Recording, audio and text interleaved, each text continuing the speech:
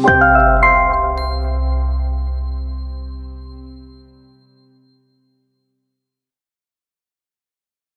do I mean by team approach? Well, we talk a little bit about the financial advisor. That's the role that I play. We talk about an attorney, which is the role that Deborah plays. We also view that it's important to have a financial professional or CPA, a tax professional, to be able to talk about your complete scenario. Without all three, you're always going to have some loose ends, because none of the three in this kind of like triangle can actually meet all your needs. The attorney actually is kind of like a football coach. Is that they design the plays, don't they, Deborah? Yes, I design the plays.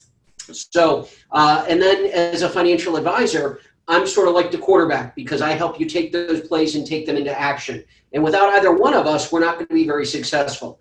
And then lastly, your tax professional is sort of like the referee. He makes sure that what's going on within the game, what we've planned and the activities that we're going to take are going to be best suited for your approach, and make sure that we minimize your taxes.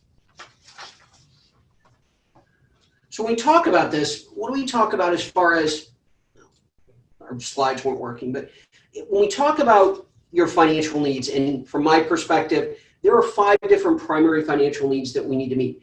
Deborah and I are here to talk about number 5. Now, when you really think about these, all of these are of equal importance. You know, when you talk about what you want to do, you want to prepare for retirement, you want to be able to successfully live in retirement. Depending on what age you are and where you are in your life stage, you might be interested in paying for education for yourself, for your children, or for your grandchildren. And then lastly, you've got to plan for that unexpected. We never know what's going to happen. And just sharing something a little bit personal, and I think this will be a little bit unexpected to Deborah, but it relates very much to what we're going to talk about today. Is on Sunday night, we received a phone call. We had just gotten done with a barbecue, and it was my wife's sister. And she had been trying to, or my wife's mom, excuse me. Her sister had been trying to call her urgently. Okay. Her husband was in Brazil. He was on a business trip. He went out to have a smoke on a patio, and he leaned up against the balcony railing, and it didn't hold his weight, and he fell to his death. Mm-hmm. That is a true tragedy. It's an event that took place, but if anything, it called into clarity the reason why we do what we do, why we work with our clients. Her sister's left with 3 boys, 2 of them in college, 1 of them in high school. You know, he was the only job earner. So, you know, I don't know what their situation is, but I do know that if they haven't planned adequately, then they're going to be, you know, they're going to go through a lot of rough times. And really, that's what Deborah and I work really hard to try and avoid. So we're going to really talk about this planning your estate and your inheritance going forward. When we talk about it, we want to talk a little bit about how I handle my business and what we think is your view, you know, your keys to financial success. This chart indicates a 5-step process. And again, we believe that it should be human-centered. A lot of times you can call a 1-800 number. A lot of times you've got different computers and things like that that can do a lot of this function, but it needs to be human-centered to understand where you're at, to understand the emotions of it. It's a lot it's a lot harder to understand the complexity of someone's emotions and understand what they're really trying to say than just clicking a button. So when we take a look at these 5 steps, where I'm at today, it's analysis, simply saying what's going on. And then number 2 is really where your dreams are, where your aspirations are. When do you want to retire? Where would you like to retire? Do you want to support your kids? Do you want to support your grandkids in education? It's all those goals that you may have. And then 3, we work together. So how can we get there? And then finally, how do we get there? And then lastly, we continue to review it to say how we can stay on track.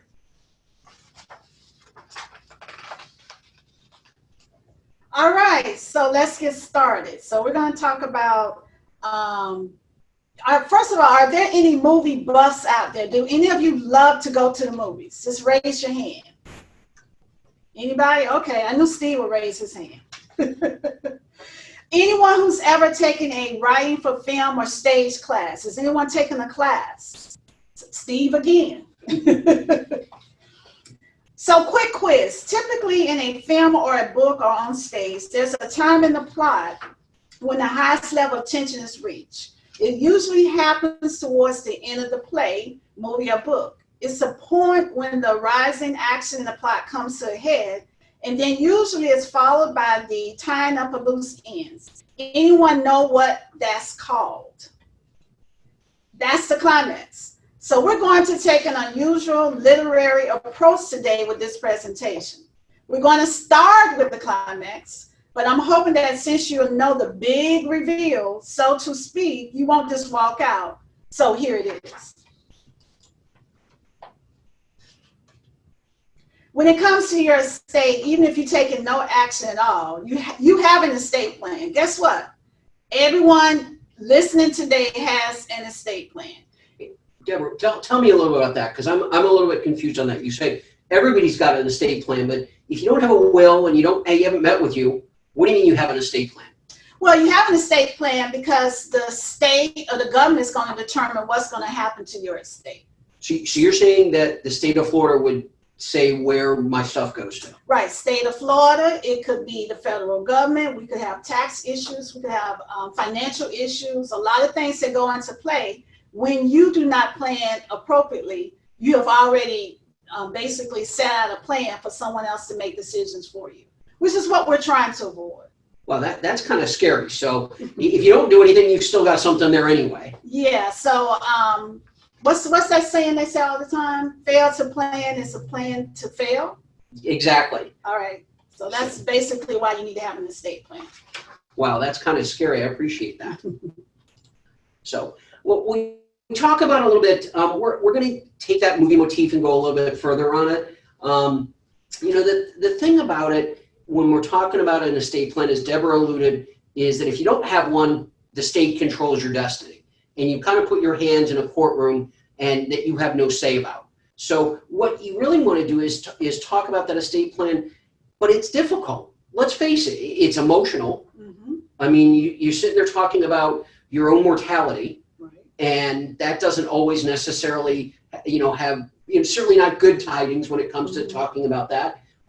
You're talking about death, and you're talking about incapacity. You're talking about strong emotional things.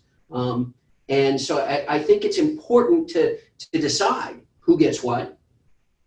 What are the plans if you have a minor children or you have an adult child who might be disabled?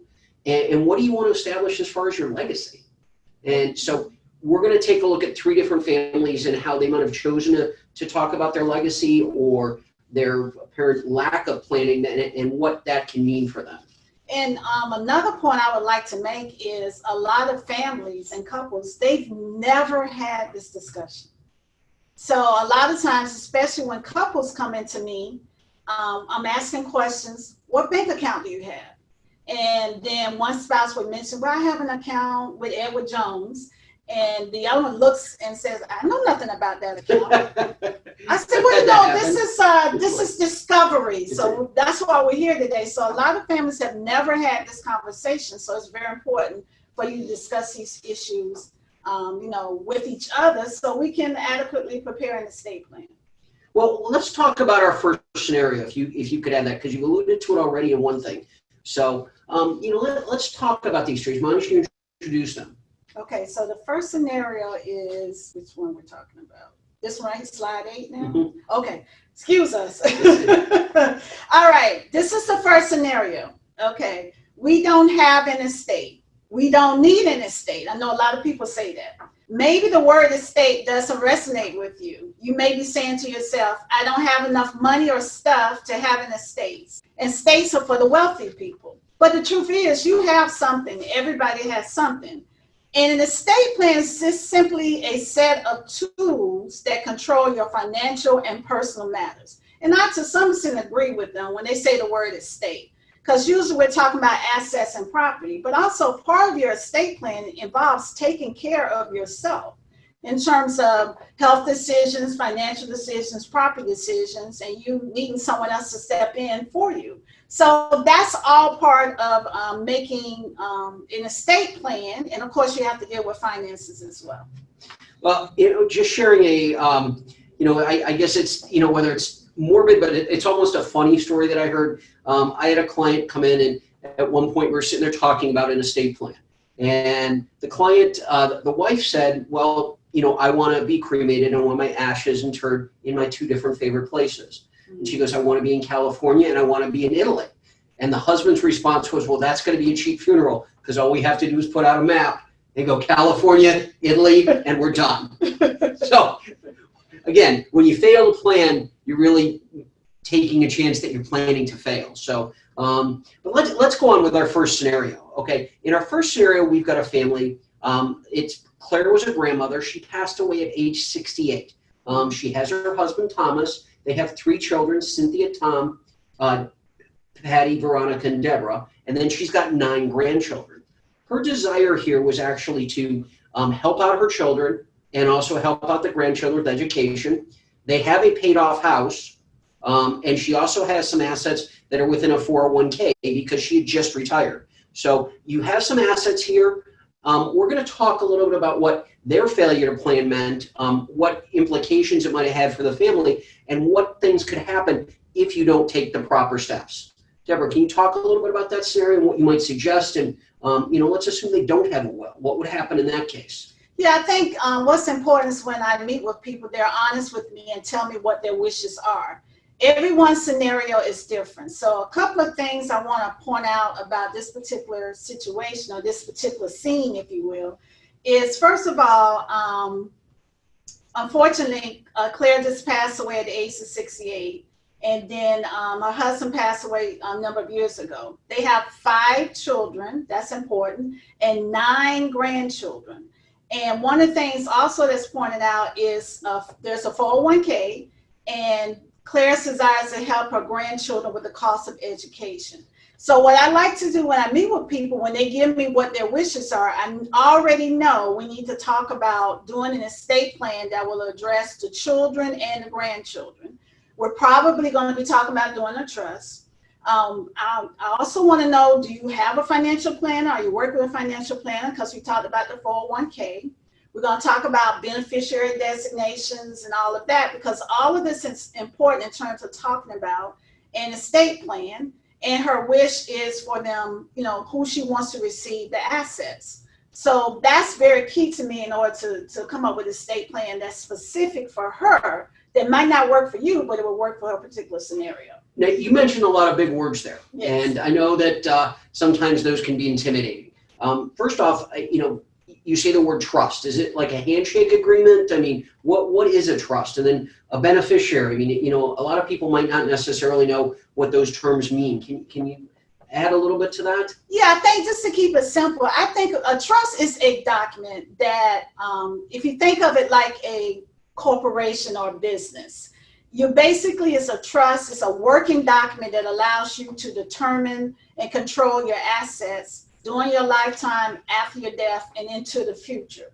But again, with a trust, if the trust doesn't own anything, or if nothing's transferred into the trust, then it's just a pretty document that you spend a lot of money for, and it has no function whatsoever. So it's very important that you meet with a professional, come up with a trust, and get everything in place. Beneficiary designations.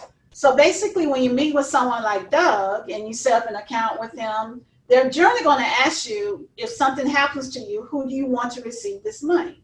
So then you have to let them know who that person is. Sometimes it can be an alternate person. And the key to all of this is with beneficiary designations, the money goes to that person. It doesn't go through probate. The money, in some circumstances, a beneficiary can actually be a trust. So there's so many different tools that a person can use to meet their own objectives. Now, one thing that we had said before and indicated, as far as this scenario, I don't need an estate plan. I don't have assets. I mean, at what point, people have houses, they've got cars, they've got, all sorts of different things. Does everyone need an estate plan, or are there circumstances where someone might not want one? Well, as we said in the beginning, everyone has one. So right, that's true. So do you want to control your estate plan? Do you want the government to control your estate plan? So yes, everyone needs an estate plan. It's just up to them whether they want the government to do it or they want to do it themselves. I highly recommend that they set up their own estate plan. So if you're walking around, you're breathing, you're driving, you're working, you need an estate plan. If you're 18 years and over, you need an estate plan. And it's one of those things you don't really understand the true benefit of it until you do it. I mean, I've had clients come to me, and once they did the estate plan, it's like a release of stress. Mm-hmm. And you know, it's so much going on right now. So if you want to take that stress off of you, know that you got everything set up correctly. I highly recommend you go ahead and get it done. And then that's something you don't have to worry about. So yes, everyone needs an estate plan. I can tell you from personal experience in dealing with some clients is that there is a great degree of relief that goes into having that conversation to be able to say, you know, if I walk out of here and God forbid I get hit by the proverbial street bus, that I'm okay, that my family's okay, that, you know, I can go to wherever I'm going and feel that my family is going to be in a good position. And I think that's one of the most important things that an estate plan brings to the table. Yeah, I'm glad you brought that up. I mean, I could talk all day long about all these different scenarios, but I do remember years ago I had a client, I think it was a couple, came to my office. We went over everything detail by detail, told them what needed to be done. They wasn't ready to get started, which happens. Leaving my office, literally leaving my office, they got in a car accident. Luckily, they were okay. The next morning, they came back in and signed all the documents. So I don't want to. Motivation. Yeah, it was definitely motivation. But we have all these different scenarios going on and these different things that's going on. There should be a reason why you need to go ahead and get your estate plan, because anything can happen at any time. Well, you know, you bring that up about the car accident. That really brings us to our second act that we're talking about. And when we go to our second act is it won't happen to us. How many times have you heard that? How many times have you said, you know, I'm healthy, I feel good, it's just not, it's not going to happen. You know, I've seen so many circumstances where somebody says it's not going to happen and then goes off and all of a sudden, God forbid, they have a heart attack or, you know, something unexpected happens. So let's take a look at our second family where something's unexpected happened and it really hurt that family to a great degree. And let's talk about what we can do to avoid that, shall we? Yes. In our second act, we're going to talk about a family. The parents were Roberto and Maria. They had two children, Olivia and William, as you can see on the slide, and they were married 18 years. Now, the thing about it is that Maria, they were going out to eat. They hired a babysitter, and as they're coming back from the restaurant, it had been raining, and sure enough, they had an accident. Unfortunately, Roberto was killed, and Maria, his wife, was left incapacitated. In this particular circumstance, you've got a scenario where you have two minor children that may not have a guardian. You've got a wife who's incapacitated, and you hear this repeated over and over again. All you have to do is turn on the news, and you hear about another tragedy that happens. So when you think about it, it's not a matter of it's not going to happen, it's a matter of when. But given that scenario, given that you've got a family here, that you've got a husband who's passed away, you've got a wife who's incapacitated, you've got two young minor children, tell us the worst case scenario. What happens if they didn't have an estate plan? And then tell us the steps that they could take to mitigate those concerns. Yeah, so in this particular scenario, there are a lot of issues that are going to come up. Talking about from the standpoint, they do not have an estate plan, which means they probably have not designated guardians for themselves and guardians for their minor children, which means they have to go hire a lawyer, pay a lot of money to set up guardianships for their children, and also guardianship for Maria as well, because she's incapacitated. Now, quick question. I don't mean to interrupt, but I mean, because what you're describing scares me. And because what's the process? I mean, if they haven't appointed a guardian, could each parent have a brother or sister or a grandparent or something? Can there be competing people to try and get the guardianship of these folks? And who makes those decisions? How does that play out? And what does it mean for the children, let alone the mother? Right. So if you designate ahead of time who you want to be a guardian for your children, then that puts everyone on notice of what your wishes are. More importantly, it lets the judge know who you will want to be the guardian of your children, versus the judge making that decision and a distant brother, distant sister stepping up saying, I want to be the guardian, I want to be the guardian. Now the judge has to make a call about who should be the guardian versus they will give a whole lot of weight to who you want to be the guardian. But it's always going to be in what's in the best interest to protect the children. The same thing with Maria. So now we're tied up in court. In the meantime, the court may have to appoint some professional guardian who knows nothing about the children, knows nothing about the family, to try to get some things accomplished. So just by doing your estate planning, addressing who you will want to be the guardian of yourself and your children is a big deal, and it helps everyone out in the long run. That's a scary thing. Now address a little bit the needs of the mom, because obviously you've got the children right here, but she can no longer make decisions. Who's going to make decisions for her? Well, again, without the proper estate plan, now the court again has to make those type of decisions and appoint someone to be her guardian. It could be a professional guardian, it could be a relative. You know, we just don't know. Versus you ahead of time determining who you will want the court to appoint as your guardian. Now, this brings up a very key point, which is why I talk about doing the power of attorney. I say power of attorney, power of attorney, power of attorney all the time, because when people come to me, the first thing they say is, I need a will. I say, you know, yeah, you do, but the will only comes into play when you pass away. Let's talk about these other documents that could be important. You're still alive, but you're unable to make decisions on your own.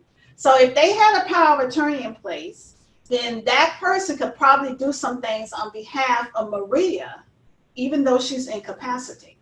Okay. So the power of attorney is effective during your lifetime, but you're unable to make decisions. You're unable to handle your business. You're unable to sign documents. Could be in a real estate transaction. So that power of attorney is very important. You could be out of the country and something cannot be done electronically. So the power of attorney is very important to have in place, and that would avoid going to court and save a lot of time and money as well. Well, yeah, I mean, it's interesting you say, because the power of attorney, we've had some instances in my practice where we've had to use the power of attorney prior to someone passing away. I mean, it was a sad state of affairs, but essentially a client had Alzheimer's or pre-dementia and wasn't necessarily able to make decisions for themselves. Well, there was a fight within the family. The son tried to get authority over the father relative to his wife and his mother, and the son and the mother were fighting. It really became a very tough situation. I don't want to say it was ugly, because both family members were trying to do what was best for the dad in this particular instance. But the power of attorney and the work we did prior to that saved them that headache. It gave them a path, and it showed them a light at the end of the tunnel where they were able to work through it, and the family's now together. They're all on a path. So I think that's a really important part, because it can destroy a family, and you don't know what arguments are going to have. And so the work you do is really legitimizing as far as being able to keep a family together, to be able to have those conversations so people understand what their goals are. Yeah, and I think one other thing I need to mention is, because we're talking about Maria in this scene about her being incapacitated. So if you have, people do ahead of time the health document as well. So someone can step in and make health decisions on behalf of Maria if she's unable to. And some of those decisions include something called living will.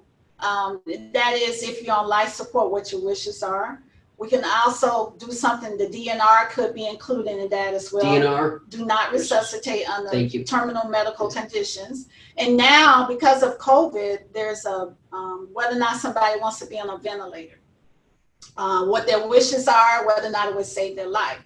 And so all these things are important to be part of your health document, in addition to the power of attorney, which if someone has the authority to make those decisions on your behalf, then the court doesn't have to get involved. And guess what? The court doesn't want to get involved. Judges do not want to make these kind of decisions. It's that when people fail to plan, unfortunately, they're planning to fail. Exactly. Unfortunately, the judge steps in and makes decisions, and nobody's going to be happy. So that's what happens, unfortunately. Well, thank you. I appreciate that. Let's go on to our third scenario, if we may. Now, our third scenario is a little bit different. We have a plan, so we're set for life. And you've heard this probably quite a bit before. It's like, oh, well, I've got a will, I did it, I went to the LegalZoom and I'm good to go, or, we did it back when we lived in Tennessee, or, there's a lot of circumstances that people have. So Right. that isn't necessarily true. Let's talk about our third scenario, and then maybe you can add some context to that, why this is an ongoing process. Review is necessary, okay? Okay. So, our third scenario is a young family. The parents are Patrick and Sharon. They've been married 12 years, and their children, Allie and Jen. Patrick, this is his second marriage. He was married for 5 years, and then he divorced his previous wife, and then he got remarried again. In this particular case, though, he was a planner. He was, he took action. So he had already set up an estate plan, and he'd set it up many, many years ago. He had a will. He had a power of attorney. He had all those documents, and he thought, I'm good to go. But his circumstances have changed. So in this scenario, the parents are out on a bike ride, and Patrick starts to feel tightness in his chest, and the tightness doesn't go away. Now they go see a doctor. Now, thank God Patrick's okay, but it does cause you to, whenever something happens like that scares you, it causes you to think about your mortality. It causes thinking about the what if. So in this particular case, when you take a look at some of the questions that a family might have is, are their affairs in order? I mean, what can they do to do this? Who are their beneficiaries? What's going to happen with the surviving spouse, surviving children, et cetera? And what can it mean if your estate documents are old and you haven't updated them? So please shed some light on that. Well, this is why it's very important to update your documents. What I try to do with all my clients in estate planning is follow up with them at least once a year. Ask them if there's been any major life changes. Someone's ill, someone passed away, someone had a child, now do you have grandchildren? Or have there been any events that have occurred where we need to now update their documents? So it's very important for you to review your documents at least once a year, or wait for me to give you a call. But the whole point of it is, I think in this scenario, he was married before. Correct. And so this is the one he left some documents, I think, in the name of a previous wife or some designations. So I see this all the time. My 30 years of practice, I've seen where people were married before. They had a previous spouse listed as a beneficiary or own property, etc., and they never took the previous spouse off. And then something happens, and then they discover that the beneficiary of something is a previous spouse, and now their current spouse or their current family does not get the benefit of that. That's where it's very important for you to review all your designations every year, talk to your attorney every year, and get everything updated. Another thing I have to say, the internet. I'm gonna write this book called The Fall of the Internet, because what happens is websites and financial companies and attorneys with the best intentions, sometimes if you go in and look at your documents or your beneficiary designations, especially if y'all have different accounts with the same company, some stuff gets mixed up or switched over, old beneficiary, new beneficiary. I had a client who thought his daughter was a beneficiary. I said, just for my, amusement, go look at your designation. Come to find out, he had his mom as his beneficiary, and she died 5 years ago. And he said to me, I don't know how that happened. I'm sure I had, my daughter down. I said, well, things happen. So luckily, he was able to make a change to that, because if he still had his mom listed and she was deceased, then that was an account that had no beneficiary. And so now we're in court. So that's why it's very important to follow with your documents at least once a year. And relating that, true story is that, we had a client whose husband passed away. Unfortunately, he had had cancer. And it comes to be known that he had this policy that he had had for years, since before he even met his wife. Never told us about it, never told anybody else about it. And then we come to find out, she brings in the paperwork, we look at it, and she's like, who is this person? It's like, we don't know who the person is.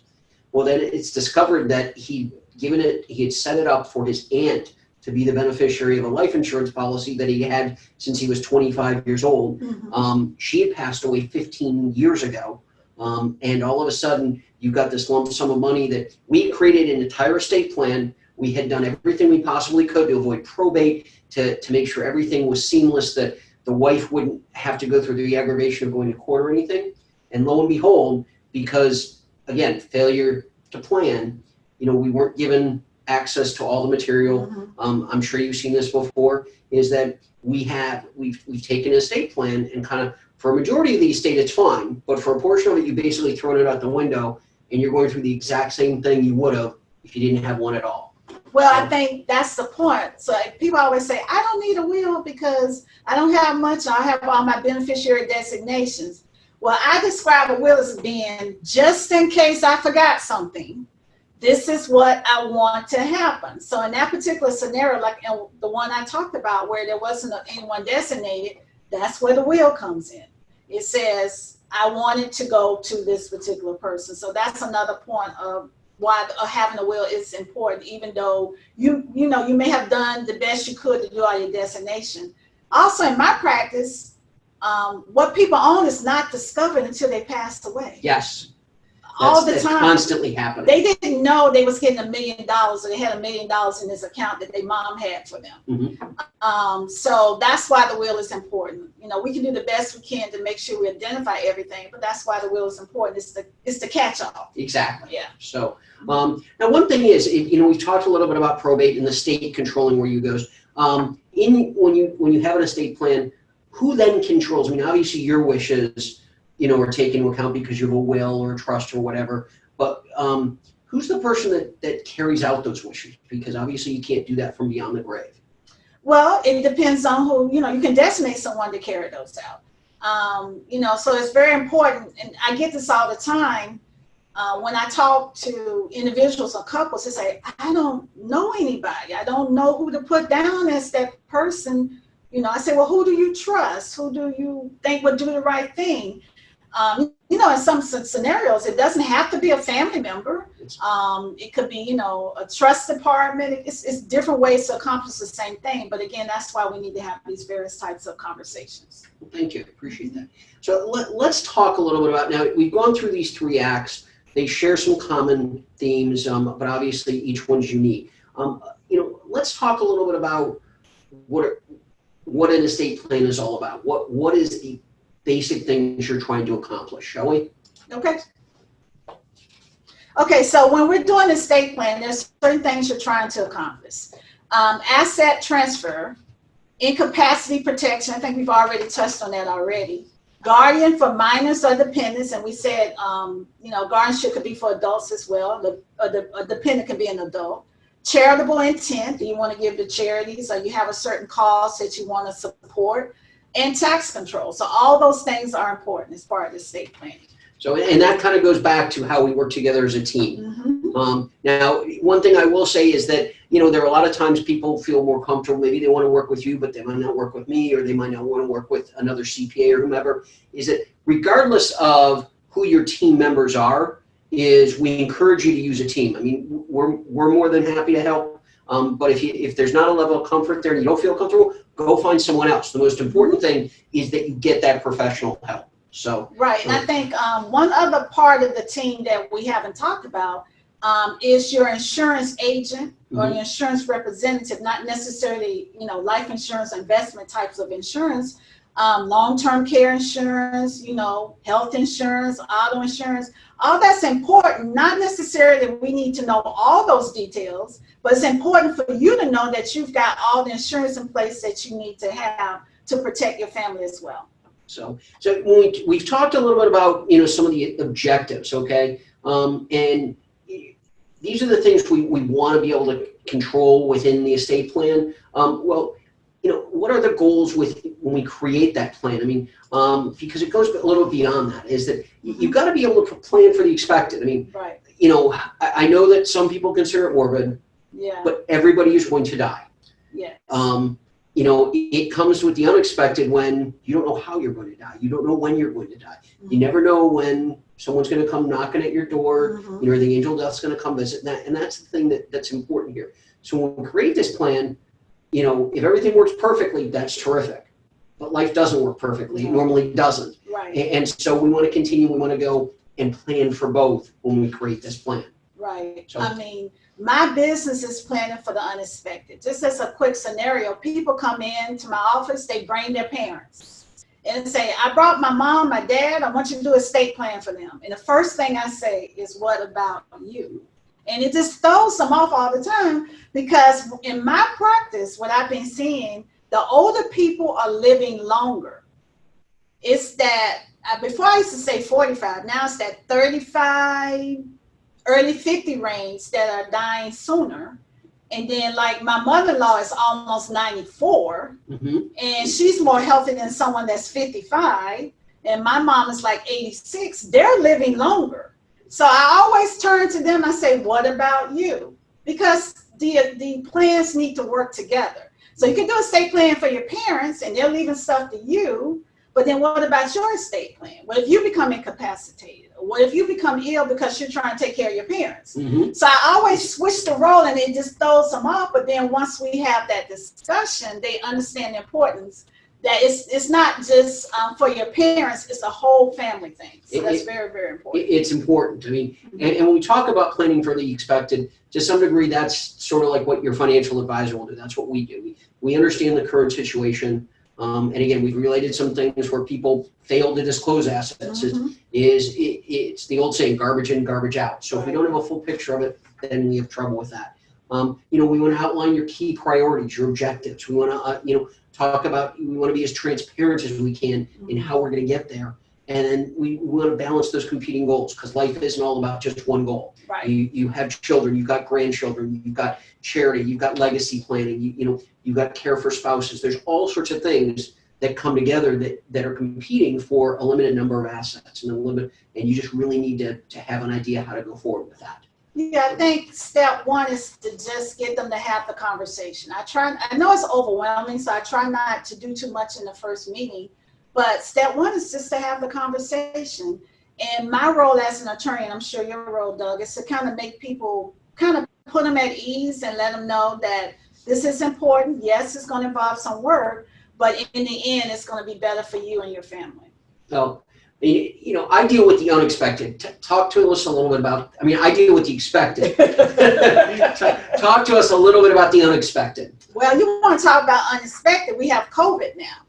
That's true. So what has COVID done in terms of estate planning? Well, one of the things that's going on right now, of course, is in a lot of scenarios, or most of the scenarios, people are going into the hospital and no one can go in with them.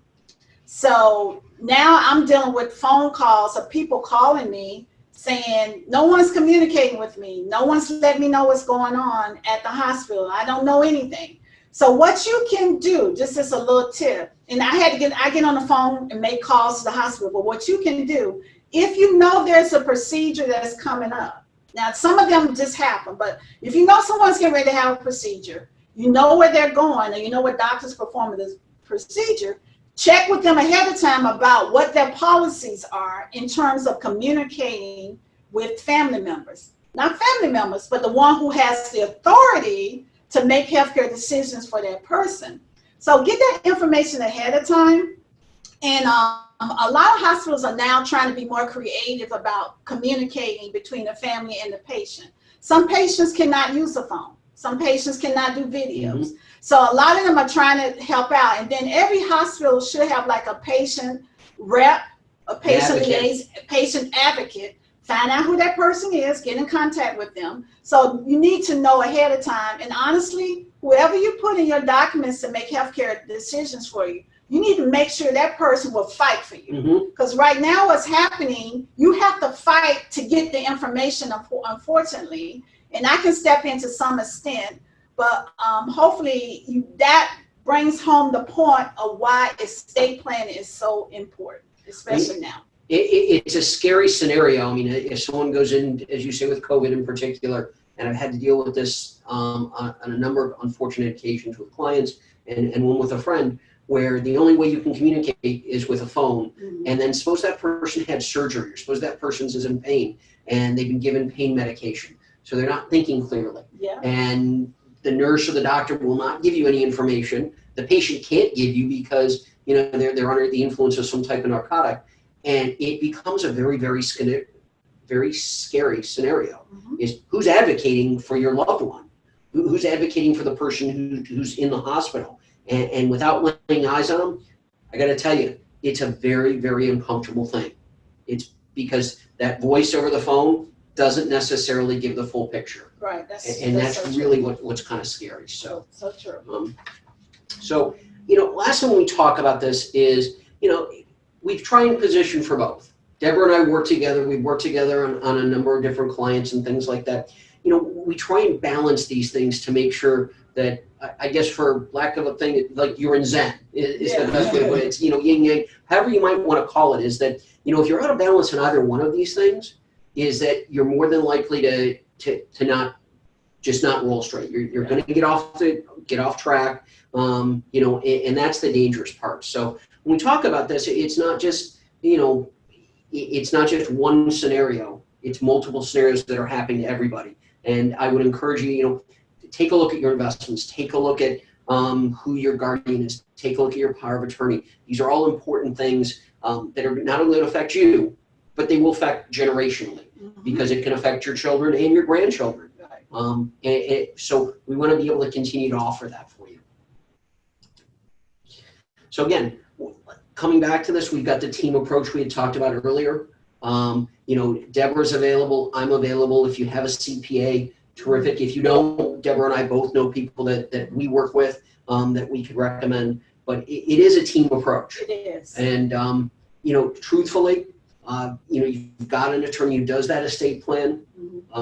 You know, a lot of people say, well, I don't need a financial advisor. I can do that. And that's terrific.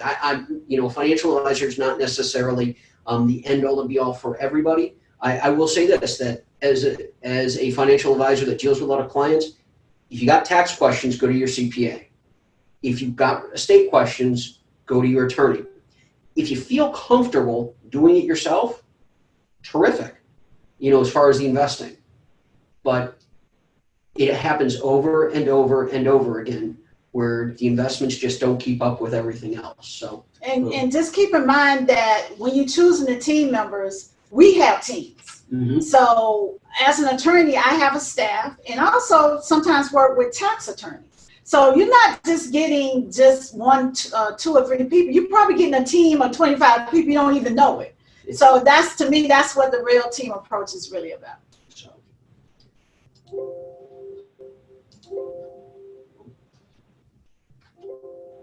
What's going on?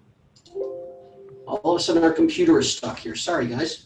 I mean, we're really close to the end of our presentation. Any event, Deborah, do you want to add anything here at the end, or any last thoughts? Just, you know, just reach out and have the conversation. If you don't want me as your attorney, that's okay. If it doesn't work out, I can refer you to another attorney. We just want you to go ahead and get everything in place and plan appropriately, help relieve the stress, move forward, and just enjoy life. That's really what it's all about. I mean, you know, I just want to say thank you for your time. Hopefully this proved informational. You know, it was good knowledge that you guys can use going forward. Deborah and I are available for any questions right now. So if you have any questions, Sharon, I'm not really sure how we handle questions, whether we unmute or do whatever, but we're here for questions if anybody has any. Hello. Oh. Go ahead. Sure, go ahead. Oh, no, I was going to say, I think there are questions in the chat. I know I had one. That was all I was going to say. Go ahead, Jasmine. Go ahead, please. Okay, I didn't know we had a moderator. I'm so sorry. So my main question was, again, an explanation kind of based on maybe guardianship for your child versus financial guardian versus the care of your child. And also you mentioned that judges usually start with the information that you provided in your estate planning. Are there instances in which you can create an estate planning, but the judge or whoever doesn't execute what you actually have planned? Yeah, those are all good questions. So when you're dealing with guardianship, there's guardian of the person, where you're making decisions for the person. That could be health decisions, education decisions, etc. There's also guardian over the property. So if a minor or an adult owns property, accounts, investment, education funds, the guardian would be over those, the property as well. What judges like to do is they want to use the person that you have nominated in your will or your pre-need guardian form and appoint them to be the guardian. Sometimes that might not be the right person, because you have to understand when they're making that appointment, they're evaluating that person at that time. So if that person is at that time has some issues themselves and they're not able to serve that role, this is why I emphasize having an alternate person. You always need to have an alternate person as your guardian in the event your first or primary person cannot serve that role. But it's always the judge's objective is to adhere to what your wishes are. But they still have to make sure that it's the best choice for your child or the best choice for you to be appointed as the guardian. And also in many instances too, you see that someone will decide that they'll give guardianship of a minor child to somebody, but they'll give financial control to a different person or a corporate trustee, as it may be. And the reason being is they want that degree of separation. So you've got a checks and balances, is that you make sure that the guardian is acting in the best interest of the child, both from an emotional standpoint and also a fiscal standpoint. And if you give control of both to that single guardian, you may not have that checks and balances. So some people set it up so there is a different control from two different angles where they have to agree to be in the best interest of whoever the person is. Yeah, and a biological parent, a legal parent is always the guardian over their own child. The guardian of the person. They're not necessarily guardian over the minor's property. Mm-hmm. So that's where the court comes in, because the money, if the money is for the minor, which we try to avoid, we don't want this minors to receive anything, or if a minor inherits property, the court wants to make sure that's protected. It doesn't mean the parent cannot be appointed to be guardian over the minor's property, but generally speaking, by law, you're not automatically the guardian over your child's property. So it's for the child, it's not necessarily for the parent. Yeah. So those are all considerations when we're doing that. And you can use a trust as well as another device to be able to do that. So you had some continuity. I mean, because a lot of times if it's just the minor child, so they turn 18, depending on the age of majority of the state, and they want to go on a Grateful Dead tour, guess what? They're taking their money and running. A trust can prevent that and indicate certain timeframes where a minor child will get possession of assets. It can be a sliding scale. It can be upon a certain benchmarks, etc. So yeah, that's all true. So there's a lot of things to consider when we're dealing with guardianship of a minor or an adult. So thank you so much. Mm-hmm. Any other questions? I have one. Hey, Barbara. Hey. So your scenario where husband is killed and wife is incapacitated, in most of the estate planning that I've participated in, a power of attorney generally goes to the spouse. So in that case, like in your power, do you have a backup? Like, how do you deal with that? You have an alternate person named. On the power of attorney? On the power of attorney. Okay. A lot of people come to me with their documents that were already done previously, and I always ask, I don't see an alternate here. Mm-hmm. And they always say, well, we didn't talk about it. I didn't think I need one. Well, that's why you need one for that very scenario. You need an alternate person to step in, because if not, then the court is going to have to get involved. So I just want to make one other comment, because I referred a very good friend of mine and a very good client of mine to Deborah Glover-Pearcey, and it was a huge financial plan that we did. And fortunately, one of the recommendations was to go and put an estate plan together and do all the documents. Within months of that happening, the spouse had a horrific heart attack, and he was literally put into a coma. Mm-hmm. And he was 60 years old, completely unexpected. So what happened at that point was eye-opening, because his spouse was left in charge, literally in the worst place you could ever be, as a spouse, and that was the choice of whether to unplug him. So what I found really interesting in the scenario is she was looking for the doctors to give her guidance and tell her what to do, and they would not. Right. So what ended up happening, because Deborah's got apparently a very, very good health directive in her documents. And my friend told me it was great because it did put her in the driver's seat, as uncomfortable as it was, and she could actually make the decision. She felt that if she didn't have the document that Deborah Glover-Pearcey had put together for her, that her husband would have been left in this coma state for quite much longer time. And she really, really appreciated how thorough the work was that Deborah did. So thank you very much. Yeah, thank you, Barbara. I think the point you're making here is a lot of people come to me and they use a form or they found something on the internet. Oh my goodness, that is a major problem, because even though there are some forms, everybody's situation is different. So that's why I take the time to sit down with them. And just because there's a standard health form doesn't mean you can't put other stuff in it. So I always emphasize, what is your wish? So I need to, lay that out. So it'll be easier for the family. So I appreciate that, Barbara. Hey, Deborah.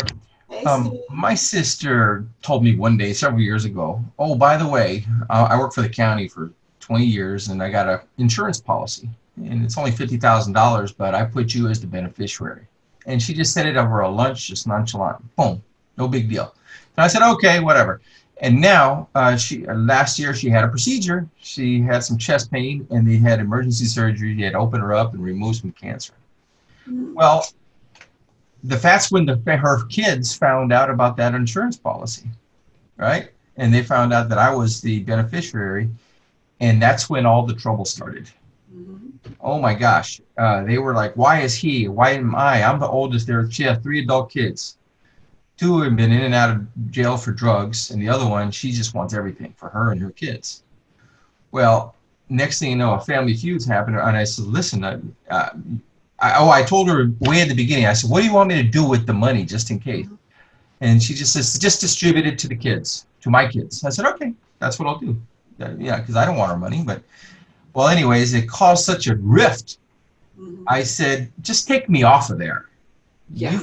You make a will and put it just where you want it, right? Just distribute it to the kids and get me out of this, because I don't want to be in this feud.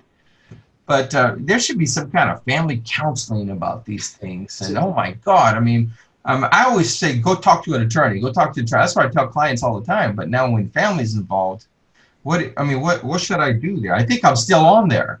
She survived the cancer, thank God. But this goes back to the importance to have that conversation. So if you come to me and you want to nominate your brother to be on a policy, to be on the power of attorney, make healthcare decisions, I say, have you discussed this with your brother? Yeah. But just because you nominate someone doesn't mean they have to serve that role. If they're unaware of it, they can just say, no, I decline and I resign from that particular capacity. In which case, you might as well not have had a state plan. Yeah. And that's why, again, the alternate comes in. But this is a family discussion. The scenario you just mentioned to me is not unusual. I hear and see that all the time. Yeah. And then that's when family members think they can go to court and file something to get something changed. And then the judge says, no, they have documents. They nominated someone. They named beneficiaries. This is who's going to receive it. Unless you can prove fraud, or, duress or something like that, get out of here. Yeah. So that's why it's important for family members to have that conversation. Will it avoid the other family members being mad? Probably not. No. But at least you have a better understanding, more confident about what you want to do. Or maybe she could have done it another way by just putting something in a trust and making the trust a beneficiary. I was going to say, a trust is a perfect example of the necessity of a trust. Yeah. Because nobody can get mad. Right. They can still get mad. They can get mad, but they can't do anything about it. So, right. And I'm out of the picture. That's what because I'm not getting anything anyways. You know. Want to be in the middle of it. Not that I want anything, but all of a sudden I got this argument. But anyways, thank you. I'll tell her to put it. But I always tell people, whoever you name as a beneficiary, you can tell them, hey, take this money. I want you to do this with it. But it's their money. So not, Steve, I'm sure you would follow their wishes, but there are other scenarios where they got the money, $100,000 or whatever. Right. They were told to do this with it, but it's their money. And this goes back to the example of why you want to work with a team, because that scenario also raises tax implications, because how can you legally give that money to the children without being taxed on it from a gift tax perspective? I didn't even think about that. Yeah. So you're limited in that regard too. So you're creating a tax liability by not thinking through this process and not consulting with the appropriate professionals. Oh, that's right. So it's going to come to me, and I said I'll just give it to the kids, and That's I got the because tax. it comes to you tax free, but it goes to them. That's a gift. Yeah, so that's why we got the CPA involved. You got your financial person. You got your estate planning attorney, tax attorney. Different scenarios could come up, and there's different tax implications. And then not only that, someone could have creditor issues. So all of a sudden they got $50,000, and the creditor said, "Oh, we was waiting for that one." Woo. That's right. Depending upon the circumstances. So it's a lot to consider. But if that's not a role you want to serve, that's right, then you need to have that conversation. It's important to have it too. Thank you. Yes. Awesome. Great information today, by the way. Oh, wow. This is amazing information. Yes. And we could probably talk for 2 more hours about this. Absolutely. I know we're running a little bit over today. Well, so if there are no more questions, I believe we're finished. So do you have anything else to add, Deborah? No, I think we covered it all for the day, unless someone else has a question. Last question. When I meet people, the families are so secretive, about all this financial stuff. They don't want other family members to know what they have. I always just tell them, you have to talk to an attorney. I mean, what else can I tell them? Is that the right advice? Yeah, that is the right advice. Because over the years, I'm not saying I'm the best. I've developed a skill, and I'm sure Doug has, other people, and Barbara as well, where you're able to develop a relationship with people and they trust you. Right. And they'll share information with you that they may not share with their spouse, they may not share with their children or anything, but they trust you enough to know that you're going to do what's best for them. And I know, Steve, you're able to make people feel comfortable and trust you. And so they're probably sharing information with you that they don't want to share with anyone else. Yeah. So if I do nothing else on the first appointment, is to make you feel comfortable and relaxed and to learn to trust me. Even if we never talk about your assets on the first appointment, that's to me is the most important thing. Because especially today's age with the nuclear family and people being remarried and having kids with several different spouses, et cetera, it's critical that you get a holistic approach to any type of plan, whether it's a financial plan, whether it's an estate plan, an insurance plan, or whatever else. Because if you don't have that, you tend to duplicate, you tend to omit, and then you've just got a hodgepodge of things everywhere that doesn't have any cohesive flow. And theoretically, you could do more damage than help by going through a partial process. So I would encourage, no matter who you use, is take the team approach and utilize it, because if you don't, you could be causing yourself a lot of distress, you can be causing your family a lot of distress, and ultimately you can be costing yourself your financial security. And that ultimately is what's important here, is your financial security and your family's financial security. Right, and the last thing I do want to say, when we talk about planning and planning for the unexpected, we talk about COVID, but if you have a serious illness, you become incapacitated, or you need to go in a nursing home, all your assets, investment could just go away. Yep. So that's why I was bringing up about the importance of having the right kind of insurance and protection, long-term care, etc., and dealing with whether the government's going to pay for it, you got the money to pay for it. If you got the money to pay for your own care, to me, that's always the best way to go. But, then we got to get into Medicaid plan and all that. Mm-hmm. That's another discussion.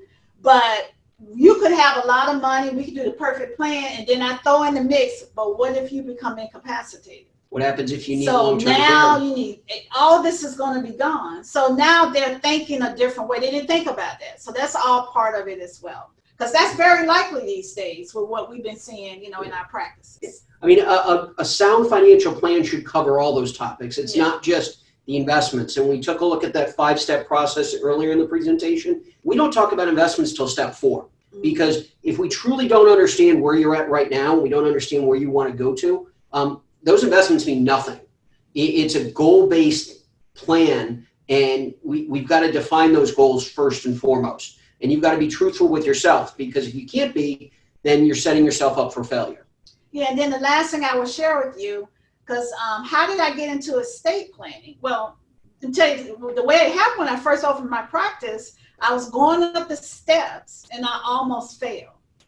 And that day, an insurance agent knocked on my office door and talked to me about the importance of having insurance and all this other stuff.